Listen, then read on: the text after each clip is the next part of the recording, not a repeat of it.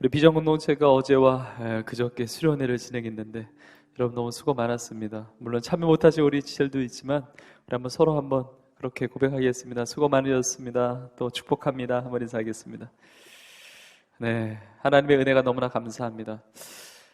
올 한 해 2020년 둘째 주를 맞이해서 믿음의 능력이 나타나고 있는가, 이 제목의 말씀을 가지고 하나님의 은혜를 나누겠습니다. 우리 지난주에는 보았습니다. 마태복음 28장을 통해서 예수님께서 승천하시기 전에 지상명령 무엇입니까? 너희는 가서 모든 민족으로 제자를 삼으라 말씀하고 있습니다.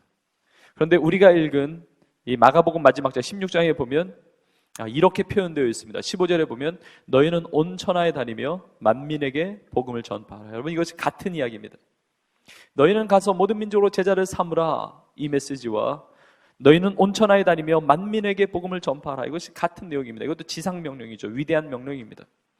너희는 온 천하에 다니며 만민에게 복음을 전파하라, 주님의 명령입니다.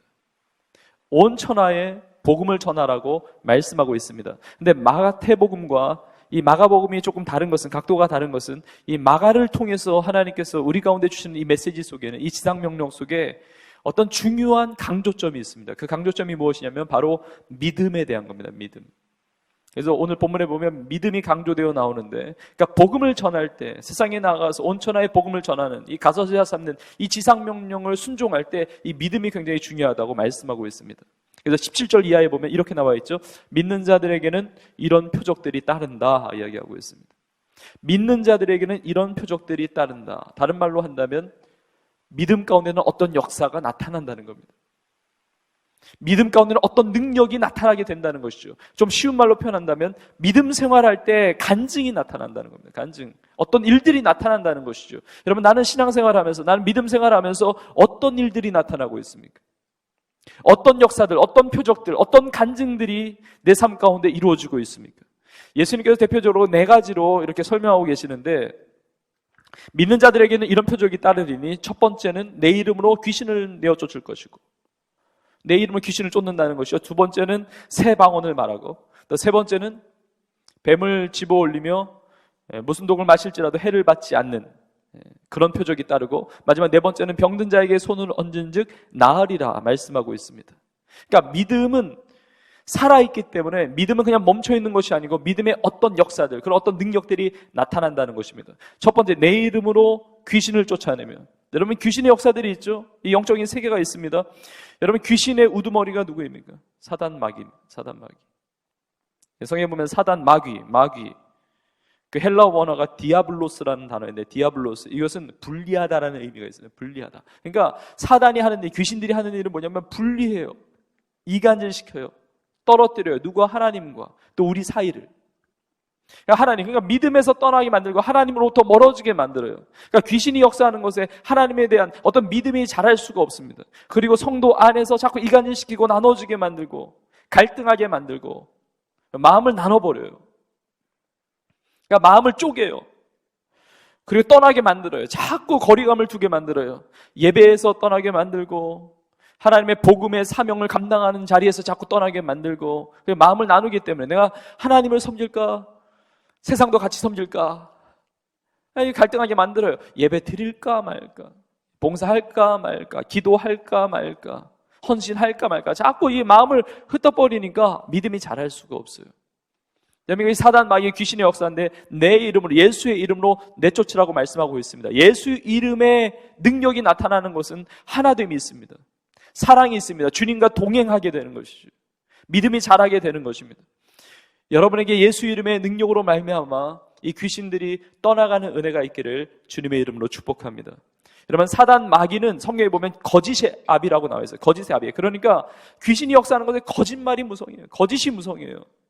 거짓 믿음을 심어주고 거짓 인식을 심어줘요. 그래서 하나님에 대해서 자꾸 오해하게 만들어요. 아담과 하와가 범죄할 때도 마찬가지잖아요. 사단이 유혹하잖아요. 하나님에 대해서 오해하게 만들잖아요. 이 귀신의 역사가 그런 겁니다. 말씀을 비틀어버려요. 오해하게 만들어요. 하나님이 나 사랑하는 거 맞는가? 그렇게 말씀하시는데, 그렇게 많이 성경이 기록되어 있는데, 내가 너를 사랑한다, 내가 너를 지명하여 불렀다, 그렇게 많이 말씀하시는데 이게 안 다가오는 거예요. 하나님 나 사랑하는 거 맞는가? 나 미워하시는 것 같은데 하나님 나와 함께 하시는 거 맞는가? 하나님 내 삶에 관심이라도 있으신가? 하나님 나 미워하시는 것 같아. 하나님 나 저주 내리시는 것 같아. 하나님 나 싫어하시는 것 같아. 하나님 나 버리시는 것 같아. 하나님이 나 포기하신 것 같아. 이상한 거짓된 생각들을 심어주는 것입니다. 예수의 이름으로 내쫓으라고 말씀하고 있는 것입니다. 말씀을 통해서 말씀을 붙잡고 그 거짓에 휘둘리지 말고 말씀, 진리의 말씀 붙잡고 믿음으로 승리하라고 말씀하고 있는 것입니다. 또 이 귀신들, 사단, 마귀는 성경에 보면 어두움의 영이라고 나와 있습니다. 어두움의 영, 어두움의 영, 빛이 없어요. 그래서 귀신이 역사하는 곳에는 어두워요. 영적으로 어둡고 마음이 어둡고 우울하고 영적으로 습기가 차가지고 영적으로 눅눅해요. 영적으로 축축해. 거기 기쁨도 없고 소망도 없고 열정도 없고 의미도 없고. 여러분 예수의 이름으로 내쫓으라고 말씀하고 있습니다. 정말 예수님의 이름이 있는 곳에 기쁨이 있어요. 기쁨이, 즐거움이 있고 행복이 있고 만족이 있고 평강이 있고 자유함이 있고 하나님을 향한 소망이 있고, 여러분 그런 은혜를 여러분 다 누릴 수 있기를 주의 이름으로 축복합니다. 예수 이름으로 귀신을 쫓아내며 예수 이름을 선포하라는 거예요. 예수 이름을 선포하고 기도하고 찬양하고 내쫓으라는 거예요. 내 인생이 이것이 달라붙고 내 인생의 것들이 막 영향력을 끼칠 때 그걸 그냥 허용하지 말라는 거예요. 내쫓으라는 거예요. 선포하라는 거예요. 예수 이름으로 떠나갈지어다. 예수 이름으로 귀신들은 떠나갈지어다. 선포하라는 것입니다. 그러면 다 떠나가게 된다는 것입니다. 저를 따라서 한번 믿음으로 고백해 보시겠어요? 예수의 이름으로 귀신들은 떠나갈지어다. 떠나갈지어다. 이런 선포할 때 그런 역사가 나타난다는 것입니다. 새 방언을 말하며 이야기하고 있죠. 새 방언이라는 것은 하나님이 주시는 은사입니다. 은사니까 믿는 사람들은 다 방언해야 된다 이런 것은 아니지만 하나님 주신 영적인 은사입니다. 우리 성도님들 중에도 우리 청년들 중에도 기도할 때 방언으로 기도하시는 분들이 참 많이 있습니다. 많이 있는데 이게 주시는 메시지가 이겁니다. 믿음의 표적이 따르는데 새 방언을 말한다는 건 뭐냐면 믿음 생활하면서 영적인 세계에 무지하지 말라는 거예요. 영적인 세계. 하나님의 놀라운 주시는 하나님의 영적인 은사가 있고 영적인 하나님의 능력이 있습니다. 믿음 생활하면서 여러분 사실 믿음 자체가 현실을 넘어선 거 아닙니까? 우리가 믿을 수 없는 사람인데 우리가 보이지 않는데 우리가 들리지 않는데 믿는다는 것은 우리의 현실을 넘어선 것이죠. 히브리서 11장에서 믿음에 대해서 설명하고 있는데 믿음은 바라는 것들의 실상이요 보지 못하는 것들의 증거다. 보지 않는 증거라고 말하잖아요. 어떻게 믿음이 생겼습니까? 이 현실과 조건과 이걸 넘어선 거예요. 이미 믿음을 가졌다는 것은. 찬송가에 있는 가사처럼 이 눈에 아무 증거 아니 배어도 믿음만을 가지고서 늘 걸으며. 이 눈에 아무 증거 보이지 않았는데 믿음이 너무 실체로 다가오는 거죠. 예수님께 모든 것을 맡기는 거죠. 하나님께 맡기는 거죠. 여러분 믿음 자체가 현실을 넘어선 겁니다. 그러니까 영적인 세계에 무지하지 말고 지난 금요일에도 집회하면서 말씀 전하고 우리가 기도했는데 하나님 나의 영적인 눈을 열어주옵소서. 하나님 나의 영적인 귀가 열리게 하여 주옵소서. 여러분의 삶에 영적인 하나님의 은사들과 하나님의 영적인 능력들이 나타날 수 있기를 주의 이름으로 축복합니다. 그게 어색한 게 아니라 그게 자연스럽다는 거예요. 믿는 사람에게는 그런 표적이 따른다고 말씀하고 계세요. 세 번째는 뱀을 집어 올리든 아니면 집어 올리며 또 무슨 독을 마시든지 해를 받지 않는다고 말씀하세요. 이거는 주님의 보호하심, 주님의 지키심, 어떤 어려움 가운데도 주님의 승리하심을 이야기하는 것입니다. 여러분 오늘 말씀 또 오해하셔가지고 아무거나 만지거나 아무거나 드시면 안 돼요. 또 오늘 성경에 써있다고 오늘 뱀 좀 잡아볼까 그러지 마세요. 한번 독을 한번 마셔봐. 내가 믿음 있나 없나 내가 한번 테스트해봐. 그러지 마세요. 그 말씀이 아니고 이 성경적인 메시지는 뱀을 집어 올리며 무슨 독을 마셔라 그게 아니잖아요. 독을 마셔라 그게 아니라 독을 마실지라도 그러니까 내가 원했던 것은 아니지만 뱀을 집어 올리게 되고 독을 마시게 되고 내가 예기치 않았지만 내가 원했던 것은 아니지만 어떤 일들이 닥치고 어떤 상처를 받게 되고 어떤 어려움을 당하게 되고 어떤 고통을 당한다 할지라도 세상 사람들은 그것 때문에 인생이 깨지고 그것 때문에 인생이 무너지고 정말 인생이 포기가 되어지고 다 망가진다 할지라도 믿음의 사람은 그들이 가지고 있는 그 믿음 때문에 보호하심을 받고 이기게 된다고 말씀하고 있는 것입니다. 내가 원했던 것은 아니지만 어떻게 하다 보니까 세상을 살아가면서 뱀을 짚게 되고 독을 마시게 되고 어떤 어려움을 당하게 되고 내가 원했던 것은 아니지만 질병이 찾아오고 내가 원했던 것은 아니지만 사업이 망하게 되고 내가 원했던 것은 아니지만 고난과 고통과 아픔과 그 슬픔 가운데 있을지라도 믿음의 사람은 그들이 가지고 있는 그 믿음 때문에 망하지 않고 그것 때문에 삶이 깨지지 않고 하나님께 보호하시고 지키심으로 승리하게 된다고 말씀하고 있는 것입니다. 여러분 그 은혜를 여러분이 누릴 수 있기를 주님의 이름으로 축복합니다. 믿는 자들에게 따르는 그런 간증의 역사들, 이건 믿음의 능력이라고 말씀하고 있는 겁니다. 마지막 네 번째는 병든 자에게 손을 얹은 즉 나으리라. 여러분 이 은혜를 정말 사모해요. 이 은혜를 우리 의사 선생님을 통해서, 우리 간호사 선생님을 통해서, 또 세계 의수를 통해서 하나님께서 그렇게도 역사하시지만 여러분 예수님이 치료자가 되시잖아요. 예수님께서 손을 언제든지 낫게 하셨잖아요. 예수님 지금도 살아 역사하시잖아요. 우리 성도님들 중에도 이 질병의 치유의 기도 제목을 가지고 기도하신 분들이 많이 계십니다. 정말 이 은혜를 사모해요. 손을 얹은즉 나으리라. 예수님께서 정말 친히 안수하시고 하나님께서 손을 주님께서 얹으시고 우리의 삶에 이런 치유와 회복의 역사가 나타나기를 주님의 이름으로 축복합니다. 오늘 3부 예배 끝나고 로비에서 인사하는데 어느 성도님이 계속 기다리시더라고요. 그래서 왜 그러시나 그랬더니 지난주 금요일날 집회하면서 치유기도 하면서 정말 놀라운 치유를 경험하셨다는 거예요. 그래서 이 은혜가 너무 감사해가지고 이렇게 살면 안 되겠다, 믿음으로 살아야 되겠다 그러면서 제자반을 또 등록하셨다고 또 얘기해요. 여러분 그런 역사들이 있습니다. 여러분 그런데 이렇게 표적들을 이야기하면 우리의 마음 한켠에 어떤 부담감이 생길 수도 있습니다. 어떤 부담감이냐? 나 믿음 생활 하고 있는데 왜 이런 표적들이 없지? 나 믿음 생활 예수님 믿는 사람인데 왜 이런 능력들이 나타나지 않지? 이런 부담감이 생길 수가 있습니다. 내가 뭐 좀 믿음을 좀 보여줘야 되는데 뭐가 좀 나타내야 되는데 이거 뭐 어떻게 해야 되지? 이렇게 좀 부담이 될 수가 있어요. 그런데 그런 메시지가 아닙니다. 여러분 우리가 뭐 믿음의 어떤 능력을 그런 어떤 역사를 나타내라고 어떤 보여주라고 하는 메시지가 아니에요. 믿는 사람들에게 이런 표적이 따르리니라고 말씀하세요. 따라온다는 거죠. 그러니까 내가 보여줘라. 너의 능력 가지고 믿음의 능력을 보여줘. 이게 아니라 보여지게 된다는 거예요. 내가 나타내라. 그 믿음의 능력을, 그런 간증을, 역사를 나타내라. 그걸 만들어내라. 이게 아니라 나타나게 된다는 것이죠. 여러분 그 이유가 있습니다. 우리가 가지고 있는 믿음은 죽어있는 믿음이 아니에요. 우리가 가지고 있는 믿음은 헛된 믿음이 아닙니다. 이게 살아있는 믿음이에요. 능력의 믿음이에요. 정말. 여러분 사실 이 모든 표적들을 다 포함하고도 남는 가장 강력한 믿음의 능력이 무엇입니까? 오늘 본문에 그 앞 구절에 나와 있어요. 너희는 온 천하에 다니며 만민에게 복음을 전파하라 말씀하시죠. 그러니까 이 표적들이 아무 때나 일어나는 게 아니라 복음으로 살아가는 그 인생 속에, 복음을 전파하는 그 인생 속에, 선교에 동참하고 복음을 전파하는 전도의 삶에, 그런 영혼 구원의 삶에 동참하는 인생 가운데 믿음의 표적들이 따라오는 거예요. 그 영혼의 구원을 위해서. 그래서 그 16절 그 다음 구절에 이렇게 나와 있는 것입니다. 믿고 세례받는 자들은 구원을 얻을 것이요 믿지 않는 자들은 정죄를 받는다고 말씀하세요. 믿고 세례를 받는 자는 구원을 얻을 것이요. 여러분 놀라운 것입니다. 우리가 구원에 대해서 하도 많이 들으니까 이게 감이 안 오는데 여러분 구원의 역사가 이 모든 표적들을 다 포함하고 있는 겁니다. 여러분 구원이 무엇이죠? 구원은 생명을 얻은 것입니다. 다시 말한다면 죽을 수밖에 없는 우리가 생명을 얻었다는 것은, 구원을 얻었다는 것은 사망을 이긴 거예요. 죽음을 이긴 거예요. 영원한 멸망을 이긴 거예요.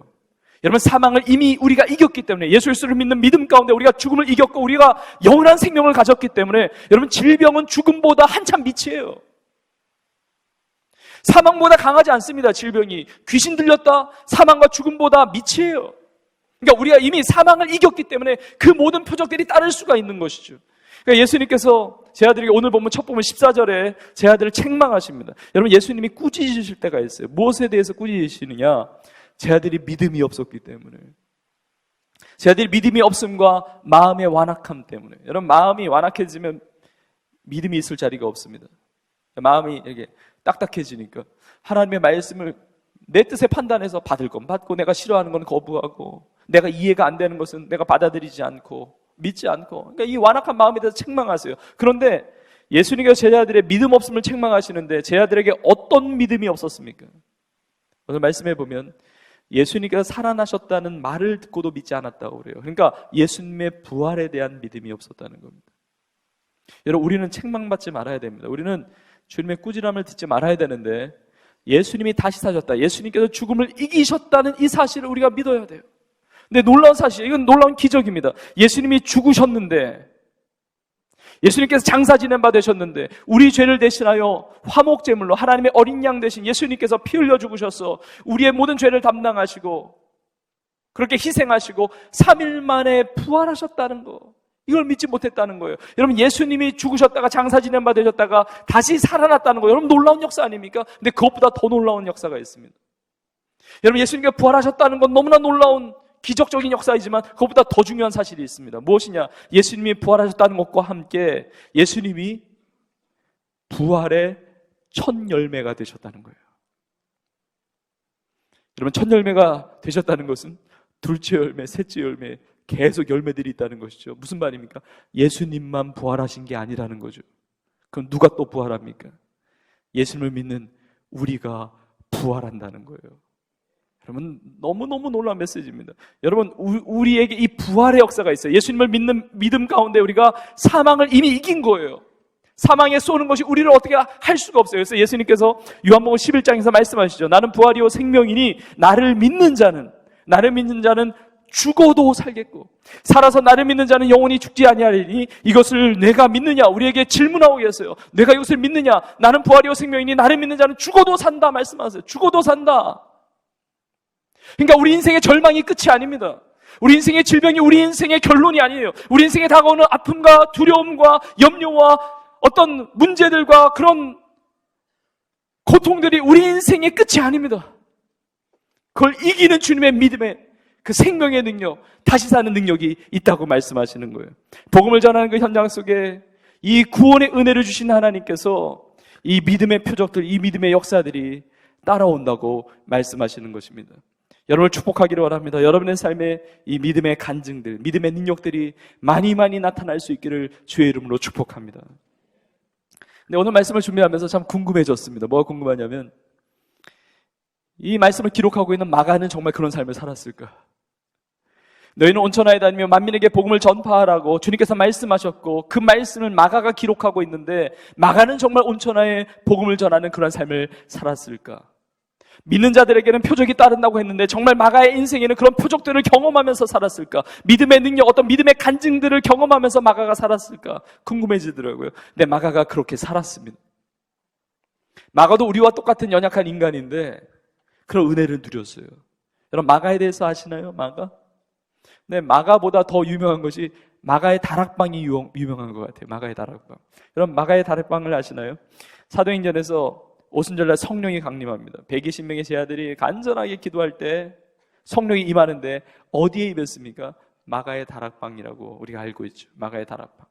그 다락방에서 120명의 제자들이 간절하게 전심으로 기도할 때 성령이 임재한 것 아닙니까? 네, 마가의 다락방이라고 나오는데 좀 엄밀하게 이야기하면 그 당시에 마가가 젊은 나이였기 때문에 마가의 집도 맞지만 사실은 마가의 어머니의 집이죠. 여러분, 성경에 보면 마가의 원래 본명은 요한입니다. 요한. 그래서 마가 요한이라는 표현이 많이 나와요. 여러분, 요한이라고 해서 사도 요한과는 다른 거예요. 요한복음을 기록한 사도 요한하고 이 마가 요한은 다른 인물이에요. 근데 마가 요한이라는 이름은 유대식 이름이고 마가라는 이름은 로마식 이름이에요. 그래서 마가 요한이라고 성경에 기록되어 있는데 근데 마가 요한의 어머니의 이름도 나와 있습니다. 성경에. 그 어머니의 이름이 마리아예요. 마리아. 여러분, 예수님의 어머니의 이름도 마리아죠. 근데 성경에 같은 인물이 아니고 마리아라는 이름을 가진 여인들이 많이 나오는데 마가의 어머니의 이름도 마리아였습니다. 자, 성령이 임했을 때 그 앉은 제자들 120명이 기도하는데 거기가 어디였느냐? 오늘 마가복음을 기록하고 있는 마가의 집이었습니다. 근데 많은 학자들이 동의하기를 이 성령이 임했던 그 다락방이 이 마가의 집이었을 뿐만이 아니라 예수님께서 십자가 지시기 전에 최후의 만찬을 하시죠. 최후의 만찬. 제자들하고 같이. 레오나르도 다빈치가 그린 이 최후의 만찬 그림을 여러분이 기억하실 텐데 예수님이 제자들과 이렇게 둘러서 이렇게 음식을 드시는 그런 만찬의 장면이잖아요. 그 장소가 어딜까? 성경에 보면 큰 다락방에 올라가셨다고 표현되어 있는데 많은 학자들이 그곳이 마가의 다락방이라고 동의하고 있습니다. 그러니까 오늘 마가복음을 기록하고 있는 마가의 집에서 예수님이 성만찬을 제정하시고 그 집에서 그 다락에서 예수님께서 제자들의 발을 씻겨주시고 예수님이 승천하신 이후에 제자들이 그 다락에 모여서 간절히 기도할 때 그 120명의 주님의 제자들 가운데 성령이 임한 것이죠. 성령이 임한 것. 여러분, 무슨 말씀이냐? 여러분, 마가는 늘 은혜의 현장에 있었습니다. 은혜의 현장. 하나님의 은혜 현장, 자신의 가정이 은혜의 현장이었어요. 여러분, 사도행전의 역사를 보면, 사도행전 12장에 보면 베드로가 복음을 전하다가 감옥에 갇히게 된 사건이 나옵니다. 그때 예루살렘 교회가 베드로를 위해서 간절하게 중보기도 합니다. 그래서 하나님께서 천사를 보내서 베드로를 감옥에서 나오게 하세요. 여러분, 베드로가 감옥에서 나온 다음에 자기를 위해서 기도하는, 중보기도하는 예루살렘 교회를 찾아가게 되죠. 근데 예루살렘 교회를 찾아갔는데 어디를 찾아가게 됐느냐? 성경에 이렇게 기록되어 있습니다. 마가 요한의 어머니 마리아의 집. 무슨 얘기냐? 오늘 마가복음을 기록하고 있는 마가의 집이 예루살렘 교회였습니다. 우리 교회로 말한다면 비전 캠퍼스였어요. 집이 교회예요. 가정교회에서 예루살렘 교회가 시작이 되었으니까. 그러니까 마가 요한은 늘 경험하는 거예요. 우리 집에서 예수님이 만찬도 하시고 섬기시고 예수님의 행적이 있고, 우리 집에서 성도들이 기도하고, 우리 집에서 성령이 임했고, 우리 집에서 기도한 것이 응답으로 열매를 맺고, 이걸 본 거예요. 경험한 거예요. 여러분, 예루살렘에 신앙의 핍박이 왔습니다. 신앙생활할 때 핍박이 있죠. 스데반 집사도 순교당하고 그때 핍박이 있으니까 성도들이 각지로 흩어지게 됩니다. 그때 각지로 흩어진 사람 중에 그 북쪽의 안디옥 지역에 있었던 성도들을 통해서 하나님께서 안디옥 교회를 세우시는데, 안디옥 교회에서 목회했던 사람이 바로 바나바와 바울입니다. 바울과 바나바. 근데 사도행전 12장의 맨 마지막 절을 보면 바울과 바나바가 안디옥에 있다가 예루살렘 교회가 어려움을 당할 때가 있었습니다. 그래서 예루살렘 교회를 돕기 위해서, 부조하기 위해서 바울과 바나바가 내려왔던 때가 있어요. 여러분, 예루살렘 교회에 왔을 때 어디 갔겠습니까? 마가의 집에 왔겠죠. 마가의 집을 들렀겠죠. 근데 와서 돕는 일을 마치고, 부조하는 일을 마치고 다시 안디옥으로 올라갈 때 바로 마가를 데리고 갑니다. 여러분, 이 마가의 어머니, 이 마리아의 신앙도 너무너무 귀해요. 이 자녀를 위해서 기도하고, 이 마가를 바울과 바나바의 손에 의탁해요. 그래서 안디옥에 올라갈 때 같이 가게 해요. 여러분, 제가 무슨 말씀을 드리냐면, 여러분, 믿음은 끊기지가 않고, 믿음은 어떤 영향력을 발휘하게 됩니다. 여러분, 믿음은 어떤 역사를 이루어내요. 우리 눈에 다 그걸 파악할 수는 없을지라도 하나님의 역사 가운데 그 믿음은 일을 만들어내요. 그 믿음은 어떤 능력이 나타납니다. 그러니까 이 마리아의 그 신앙이 이 마가에게도 영향을 주는 거죠. 그 집이 은혜의 자리였고 예배의 자리였고, 그러니까 마가가 바울과 바나바를 따라서 안디옥까지 가는 거예요. 여러분, 그 다음 장에 사도행전 13장에 보면 놀라운 선교의 역사 가운데 획을 긋는 놀라운 사건이 일어나는데, 바로 안디옥 교회가 금식하면서 기도할 때 성령께서 제1차 선교 여행에 그 선교사로 바울과 바나바를 세우고 파송하는 1차 선교 여행이 시작되는 장면이 나옵니다. 여러분, 그런데 우리가 알기에 1차 선교 여행에 바울과 바나바만 파송된 걸로 알고 있는데, 그때 동행했던 사람이 바로 마가예요. 마가. 그래서 어떻게 보면 이 마가복음은 초대교회 첫 선교사 중에 한 사람인 마가가 쓴 복음서죠. 그러니까 어떻게 보면 선교사님이 우리 가운데 주신 편지글이에요. 여러분, 마가는 이걸 경험하면서 쓰는 거예요. 그냥 우리에게 그냥 도전하는 게 아니라, 성령의 감동하여 그냥 도전하는 게 아니라, 마가는 그걸 경험하고 있는 거예요. 너희는 온천하에 다니며 만민에게 복음을 전파하라. 지금 마가가 온천하에 다니면서 복음을 전파하고 있어요. 그러니까 다니다 보니까 믿음의 역사가 나타나고 있는 거예요. 다니면서 보니까 바울이나 바나바나 자기의 이 복음의 사역을 통해서 믿는 자들이 있는 거예요. 예수 그리스도의 복음을 받아듣고 예수님을 영접하고 구원받는 사람들이 많아지는 거예요. 그리고 어떤 믿음의 표적들이 따르는 거예요. 그걸 경험한 거예요. 그걸 체험한 거예요. 그럼 놀라운 역사입니다. 여러분, 다른 데서 은혜 받는 게 아니라 우리의 삶의 현장에서 은혜 받는 겁니다. 현장에서 하나님의 놀라운 역사를 체험하게 되는 것입니다. 우리 가정에서, 일터에서, 캠퍼스에서, 우리가 있는 그 자리에서 복음을 위해서 살아갈 때 이 믿음의 표적들과 이 역사들이 따르게 된다는 거죠. 거기에 많은 간증들이 있게 되는 것입니다. 여러분, 1차 선교여행 때 마가가 이제 바울과 바나바와 같이 선교를 하는데 아마 힘들었던 것 같습니다. 마가의 일생에 그렇게 고생한 적이 없으니까. 상상해보면 바울과 바나바가 얼마나 또 열심히 사역했겠습니까? 그러니까 너무 힘드니까 중도 하차해버려요. 도중에 돌아가 버려요. 그래서 나중에 바울과 바나바가 2차 선교여행할 때 마가를 데리고 갈 거냐 말 거냐, 이것 때문에 바울과 바나바가 심히 다투었다고 이야기합니다. 성경에 그대로 기록되어 있습니다. 바울은 이야기하죠. 아니, 1차 선교할 때 그렇게 동역하지도 못하고 도중에 탈락하고 돌아간 마가를 2차 선교 때 어떻게 데려가냐고, 못 데려간다고 이야기하는 거예요. 근데 바나바는 마가를 품고 가자고 이야기하는 거예요. 마가를 품고 가자고. 여러분, 골로새서 4장에 보면 바나바의 생질 마가 이렇게 나와 있습니다. 바나바의 생질 마가. 생질이라고 하는 것은 조카예요. 그러니까 바나바의 조카가 마가였어요. 그러니까 마가의 어머니 마리아와 바나바는 온누이 관계입니다. 지금 족보까지 지금 다 들추고 있는데 지금. 근데 바나바는 하여튼 품자고 그러는 거예요. 그래서 2차 선교행 때는 바울과 바나바가 갈라져서 복음을 전하러 갑니다. 그러니까 바울은 바나바와 같이 가지 않고 바울은 실라와 같이 복음의 사역을 감당하고 이 바나바는 마가와 같이 복음을 사역해요. 그러니까 마가는 선교의 실패를 경험해 봤습니다. 자신의 연약함을 발견했어요. 여러 가지 연약함들 가운데 정말 아픔도 있었고 그런 갈등도 있었고 다 있었습니다. 근데 참 감사한 것은 그것이 끝이 아니고 나중에 마가를 하나님께서 신앙을 새롭게 해주세요. 그리고 믿음이 성장하게 하세요. 성숙하게 하세요. 그래서 나중에 바울의 신실한 동역자가 됩니다. 바울이 로마에서 순교당할 때까지 신실한 동역자로 쓰임받게 돼요. 바울이 로마에서 순교한 다음에는 이 마가가 누구의 신실한 동역자가 되느냐? 바로 베드로의 신실한 동역자가 됩니다. 베드로를 거의 영적인 아버지처럼 이렇게 하면서 정말 귀한 선교의 사명, 이 복음의 사명을 감당하게 돼요. 그래서 베드로 사도가 쓴, 하나님께서 베드로 사도를 통해서 쓰게 하신 베드로전서 5장에 보면 이런 표현이 나옵니다. 마가에 대해서 베드로가 어떻게 표현하냐면 내 아들 마가 이렇게 나와요. 내 아들 마가. 그러니까 바울에게는 디모데와 같은 영적 아들이 있었다고 한다면 베드로에게는 영적 아들로 마가가 있었다는 것이죠. 여러분 나중에 바울도 순교하고 베드로도 순교하고 나중에 이 마가도 알렉산드리아 지역에서 복음을 전하다 순교했다는 기독교 역사의 기록이 있습니다. 제가 말씀드린 게 뭐냐? 믿음은 멈춰 있지 않습니다. 믿음은 영향력을 발휘해요. 믿음은 어떤 전수가 되는 거예요. 믿음은 뻗어나가는 거예요. 믿음은 어떤 능력, 어떤 간증이 나타나는 것입니다. 이 마가의 삶의 자리가 은혜의 자리였고 그 은혜를 받고 그 다락방에서 뛰어나가는 것이죠. 은혜의 현장, 기도의 현장, 그 말씀의 현장, 성령이 임하는 현장, 그리고 어머니에게도 그 영향을 받아요. 어머니에게도 영향을 받고 바울에게도 영향을 받고 베드로에게도 영향을 받고.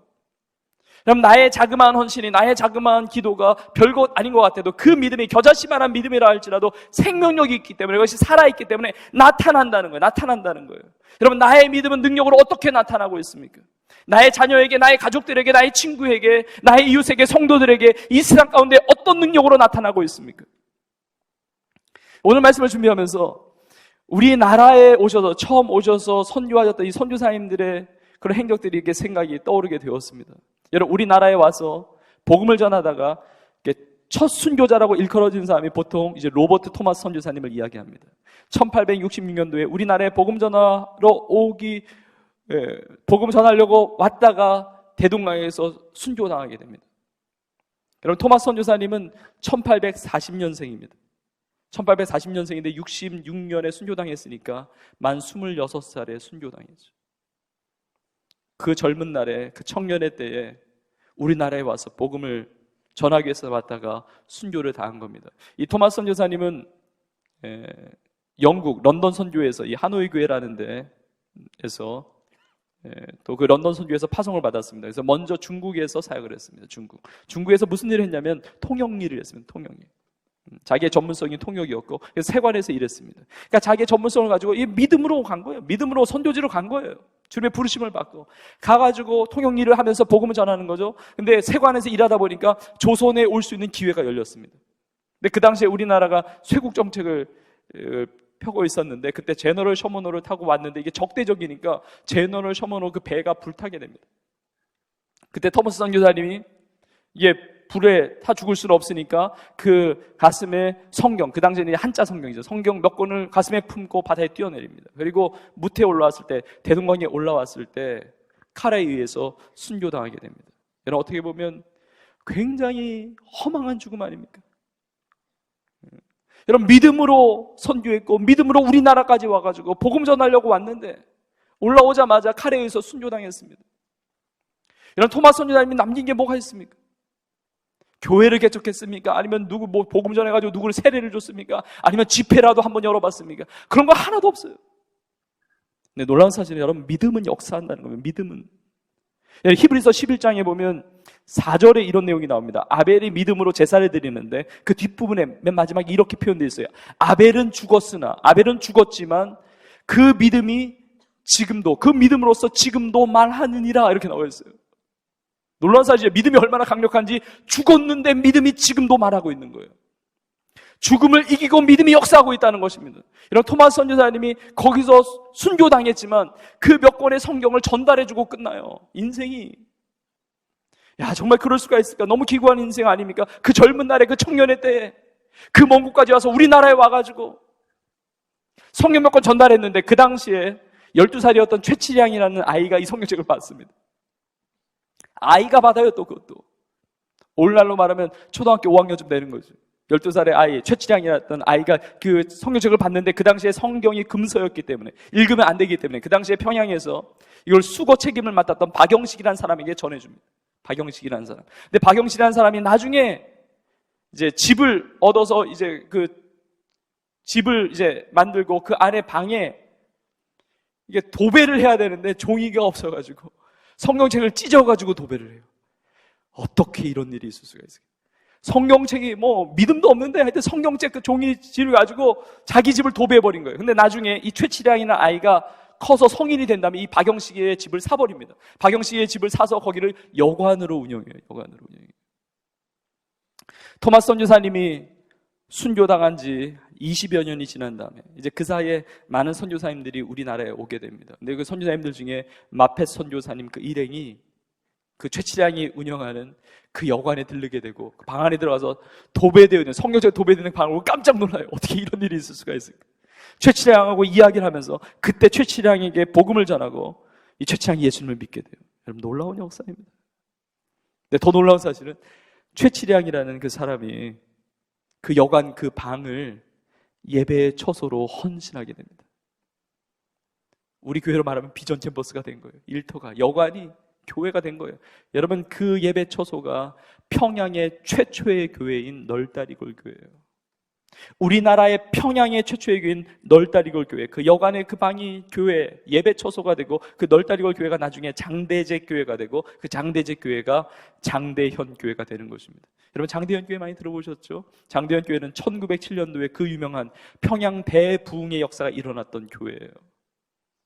이런 토마스 선교사님의 그 헌신 아무것도 아닌 것처럼 보이지만 그 정말 허무한 헛된 허망한 죽음처럼 보였지만 믿음의 역사가 계속 진행되었다는 것입니다.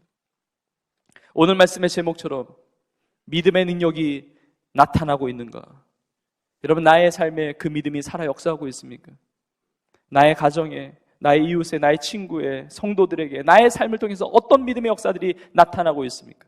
복음의 길에 순종할 때 복음을 전파하는 나의 인생 가운데 놀라운 하나님 나라에 기록되어 있는 내가 다 알지도 못하는 놀라운 역사들을 진행하고 계시는 것입니다. 그래서 여러분의 삶이 너무 귀해요. 지난주에 설교를 하고 주일 예배 드리면서 이제 설교를 하고 이제 축도하기 전에 이렇게 찬양하는데 하나님께서 너무 강하게 메시지로 마음 가운데 주신 그런 메시지가 있었는데 그 메시지가 무엇이었느냐? 위대한 명령에 순종하는 교회가 위대한 교회이고 위대한 명령에 순종하는 성도가 위대한 성도다. 그 마음을 주셨어요. 우리 교회가 위대한 교회로 쓰임받고 있는 것이 너무 감사하고 여러분들의 삶이 위대한 인생, 위대한 성도의 삶이어서 너무너무 감사해요. 우리의 삶에 그 믿음이 죽어있는 믿음이 아니라 날마다 역사를 이루어내고 날마다 능력을 경험하고 하나님의 나라의 차원의 놀라운 간증들이 넘쳐나는 여러분의 삶이 될 수 있기를 주의 이름으로 간절히 축복합니다. 우리의 믿음이 살아 역사에서 땅까지 복음을 전파하는 우리 인생 가운데 하나님 영광 받으시고 큰 믿음의 기적적인 일들이 많이 나타나는 온 교회와 저와 여러분의 삶이 될 수 있기를 주의 이름으로 간절히 축원합니다.